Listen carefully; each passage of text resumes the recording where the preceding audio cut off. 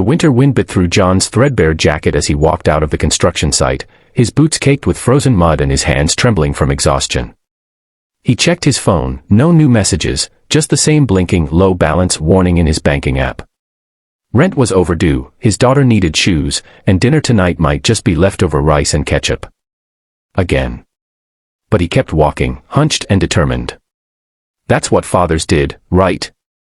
The city bus hissed to a stop ahead, and John shuffled toward it with the weariness of a man carrying too many burdens. As he stepped up and tapped his bus card, he noticed her, standing just outside the doors, clutching a frayed backpack and blinking against the wind. She couldn't have been more than 16, with eyes rimmed red and lips trembling not just from the cold but from something deeper. Fear. Helplessness. The bus driver looked at her with practiced disinterest. If you don't have the fare, you can't get on. I just need to get home, she whispered, almost too soft to hear. I lost my wallet, please, it's just a few stops.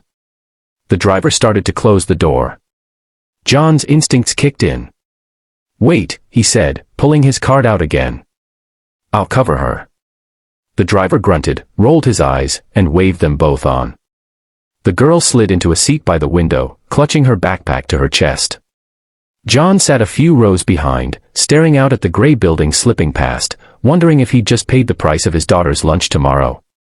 When they got off, the girl turned to him. Thank you, she said, her voice shaky. My name's Sophie. I didn't know what I was going to do. John nodded, forcing a smile. Just get home safe. She hesitated. I'll tell my parents. Thank you. Really? He watched her walk down a snow-dusted street and vanish around a corner. Then he trudged home to his own daughter, Megan, who ran to him in socks with holes and hugged him like he'd brought treasure. Weeks passed. John forgot about Sophie, drowned in the daily grind, more rejections, temp jobs that ended too soon, a shut-off notice for the heat. The world didn't care about tired dads or hungry kids. Then one day, a letter came. It was addressed to the kind men who helped our daughter. Inside was a note, written in elegant, careful script. Dear Sir, our daughter Sophie told us what you did for her that day. She had just gotten into an argument with a friend and wandered too far from home, and she lost her wallet in the process. She was too afraid to call us. We can't imagine what might have happened if you hadn't stepped in. We'd like to meet you. Gratefully. Lydia and Marcus Hayes. A second sheet fell from the envelope, a check. John's breath caught. His fingers trembled as he stared at the number. $2,000. He blinked, heart pounding. Surely it was a mistake. He didn't know who Lydia and Marcus Hayes were, but a quick search told him everything they were. Successful business owners in the city, deeply involved in community work, known for their generosity, but more than that, they were parents. Just like him. When they finally met over coffee, Lydia's eyes welled up as she shook John's hand. You didn't have much, but you gave what you could. Marcus added, we were in your shoes once, believe it or not. That's why we want to help.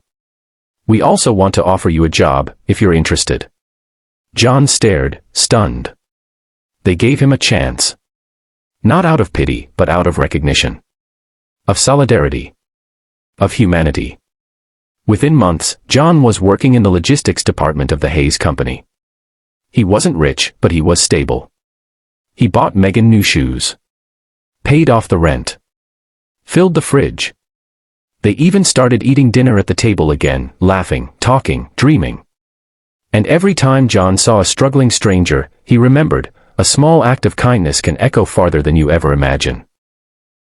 Because sometimes, paying a $2 bus fare can be the first step to changing your entire life. Moral, kindness is never wasted. Even when life squeezes you, giving what little you can may unlock doors you never knew existed. Someone is always watching, always grateful, and sometimes, that gratitude can come back in the most unexpected, beautiful ways.